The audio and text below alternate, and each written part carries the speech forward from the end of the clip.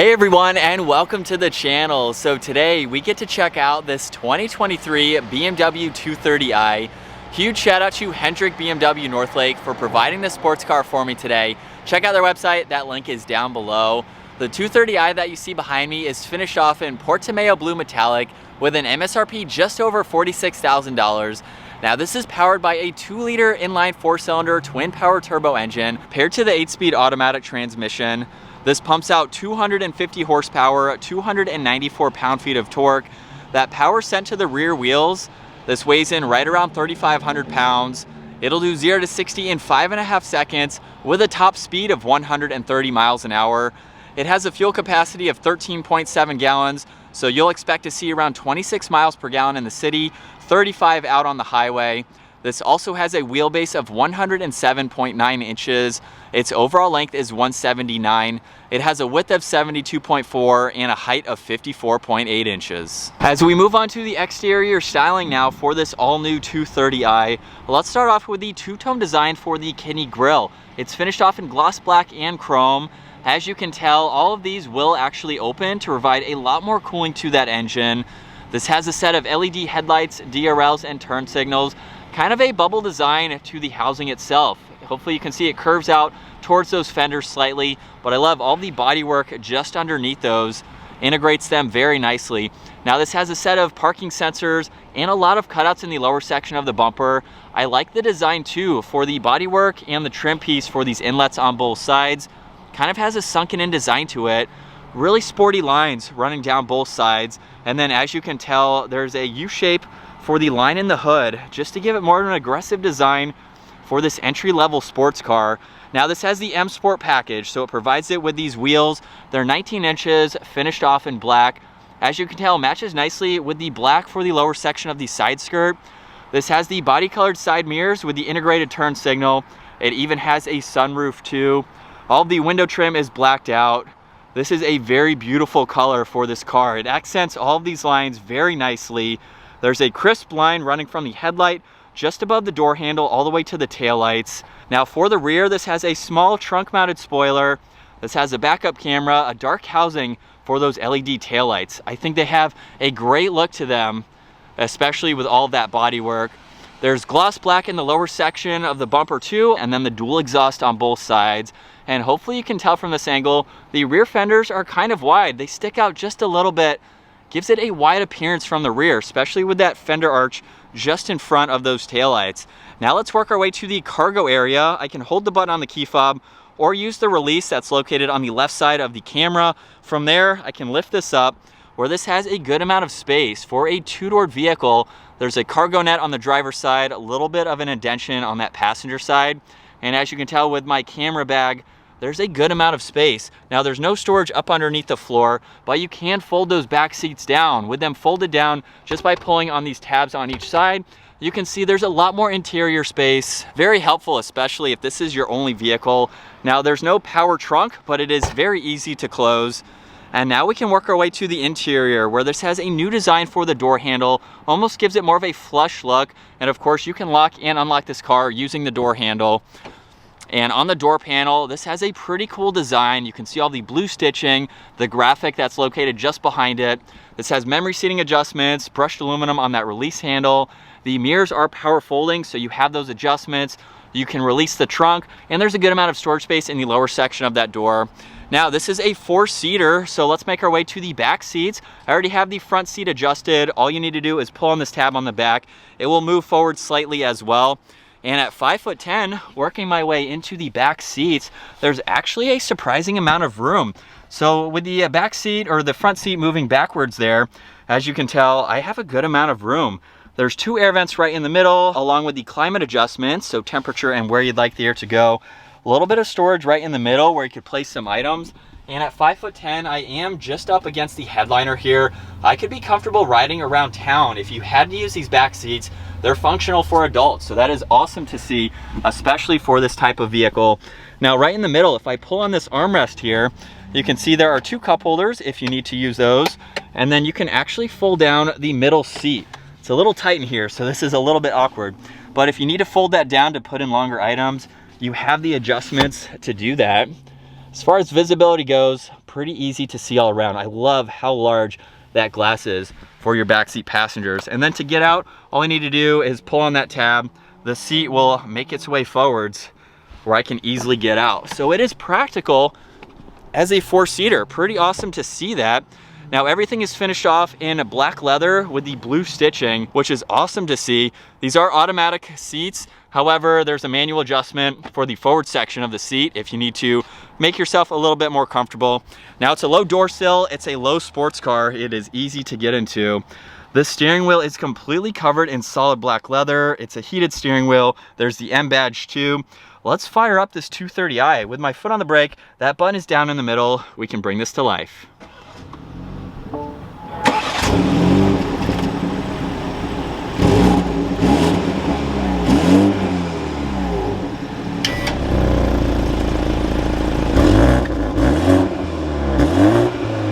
And looking at the all-new digital gauge cluster, you can see that's actually connected with the infotainment system. So this is an all-new setup that is being incorporated into the BMW models.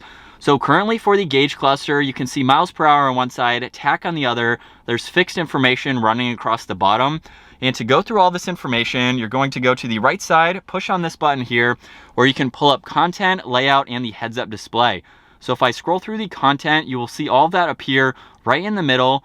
So you can quickly go through all this information, even pull up the navigation, a G meter too. So if you're taking this on some back twisties, you can monitor that, even the music too. And then you can configure the layout. So if I scroll down, you will see it change. And then we have one more of a calm screen with some of that info over on the left side. So it's pretty cool to have that. Last one is heads-up display. It might be a little bit hard to see at the moment, but currently it's showing miles per hour and the speed limit sign, which is the standard view. There's also the directional view, which will pull up the compass, and then the sport view, which will also pull up your tach. Pretty cool to see that. And that's it for the center screen. Not a whole lot of configurability, but it gives you everything you need. Now also over on this right side, volume and tuning adjustments, Bluetooth control, cruise control is on that left side. This has the steering wheel mounted paddle shifters, matching the brushed aluminum trim on the rest of the steering wheel. Now over on this left side, there's all the headlight adjustments, parking lights, there's the dimmer switch for the gauges, there's also one air vent too. And then continuing to the center infotainment system, there's a lot more info to go through. For the home screen, there's navigation, so if I push on that, that will pop up in full screen. There's also radio and phone. You can go into your personal assistants, look at the traffic. What's nice to see is that that's actually the same color as the BMW we're in. So pretty cool attention to detail. If you go into this content, you can look at some more information there. You can even add some widgets too, just depending on what you use the most. Now on this left side too, these are all presets, so they are fixed. If I click on those, you can pull up all of these icons. This does have Apple CarPlay, Android Auto, all of that information. You can quickly get to your music along with your phone, pull up the nav in full screen, and all of the climates are easily located right in the middle. So the lower section of that screen is fixed, which is awesome to see. This has heated seats, so you can quickly adjust those, temperature, where you'd like the air to go. You can even get to the temperature icons there. So pretty cool to see that. The screen also curves its way a little bit towards the driver too. Now underneath that, there's more of this trim going all the way to the passenger side, where you'll see the BMW colors almost in the lower section there with some more brushed aluminum. There's two air vents right in the middle, power and volume for the radio, as well as tuning and defrosters. And in the cubby down below, this has the access card, so you can use that instead of the key fob. There's a little bit of storage, USB and a 12 volt and two cup holders, and you can hide all of that with the piano black cover. Now there's even leather and stitching along with brushed aluminum on each side to give it a really nice look. On this right side, all of these are for the center infotainment system. So there's shortcuts to map and navigation, home and media. You have the rotary dial too. On this left side, this is the all new shifter. With my foot on the brake, simply just push it forwards. That is for reverse, so you'll see the backup camera and the sensors on one side. All the way back is for drive. Pull on it one more time, that is for sport mode, so you can use those paddles, which is pretty cool. And then park is on the back side. On the far left is traction control along with the parking sensors, the engine start stop feature, and the different driving modes. So with it in sport right now, you'll see the entire center screen change red. There's a few different settings. There's also comfort, and the last one is eco and eco pro. Now this has a auto hold assist along with the electronic parking brake. And then for the center armrest, for the size of this car, it's actually a pretty good size. So there's an auxiliary too, so you can charge electronics, and then you have even more storage in the glove box there, which is nice to see. Like I mentioned earlier, this does have a sunroof. All of those adjustments are up in the middle for the sunshade and the sunroof, of course. This even has a call button, and then there's dome lights on each side. Setting off now behind the 230i, we actually had one of these for a week. It was the 2022 year model. Very similar to this, however, some of the tech is upgraded, of course. But when we drove that, especially in the mountains, we were blown away with this entry-level, basically, sports car from BMW. I know more car enthusiasts would want the M240i, which unfortunately we haven't been able to drive yet. But this 230i, if you're looking for something that doesn't quite have that much power, you can certainly get a 230i with the performance that you're looking for. Now, this model doesn't have all of the performance goodies like the larger brakes and the suspension, but it's still a fun car to drive. But if you want to see us taking the 230i to the mountains, it is such a ball. You have a pretty good size, everyday daily driving type of sports car as well. So if this is your only car, it offers a lot as far as the interior space, the trunk space goes too. And then for this 2023, you get all of this technology with the larger screen. I've been in a few BMWs now that have had this system, and I think it's really cool. I love the new shifter too. I know that's been a little bit controversial, but I like the amount of technology that you get, and I like how easy it is to use all of this tech. Now, with a slight acceleration there, this is not the quickest vehicle, but with its footprint, it's an amazing handling car when you get the right package for the 230. It is so much fun to drive. I can't say enough good things about this car, aside from if you just get a base 230, that's not equivalent. You have to get the performance package and get some of those goodies if you're looking to get some of that performance without going to the M240i. But regardless, it's a fun car, very quiet and comfortable. It's what you would expect from BMW, even for an entry-level sports car. This really isn't cheap feeling compared to some of the other options you can get, like carbon fiber, things like that. It has a nice interior with the brushed aluminum. Even these colors too, makes it give you that like sporty design being behind the wheel, but it's a super nice interior for the money. You're definitely getting a nice sports car. And even going around that turn, incredibly planted. Paddle shifters are super responsive too. And it's a nice car. It's a nice sports car if you want to get into a BMW and not break the bank with like the M4 and some of those other higher trim levels. M2 even is a lot more expensive than this. And you're competing with some other brands too, around the $40,000 to $45,000 mark. You may not get as much power as some other competitors, but you're getting a BMW, you're getting a fantastic handling vehicle. And as we downshift now, third gear around this turn, nothing too crazy for today, but again, check out our mountain drive in the 230i, because that had everything that you need to make this a fun sports car. Another acceleration. I like the drama in the shifts. You can feel the shifts slightly, but it's not overboard where it's jerking you forwards and backwards. It's a nice little kind of dramatic shift that you can feel the shift, so you know, of course, that you are shifting. So there's a little bit of that drama to it rather than just smooth all of the way. You know, this is a sports car. You want to feel that engagement, and it's nice that you get that with this. But this is super fun. I like the new update for the screen. Everything looks very, very nice.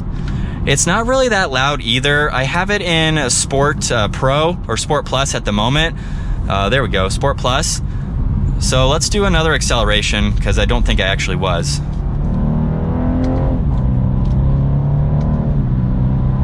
And it's not that loud. For this, that's kind of what you would expect. It does change slightly between the driving modes. So you can tone it down a little bit, but it's not crazy loud. There's no pops like some of the other BMW models, especially some of the other M cars. The M240 is probably a lot louder. Like I said, I haven't been in that one yet.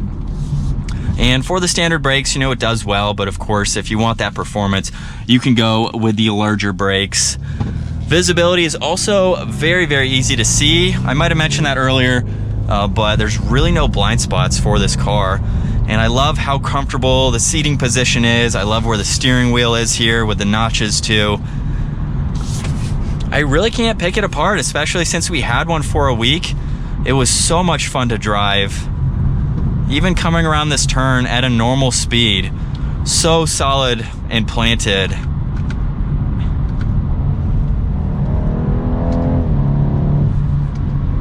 Definitely a lot of fun.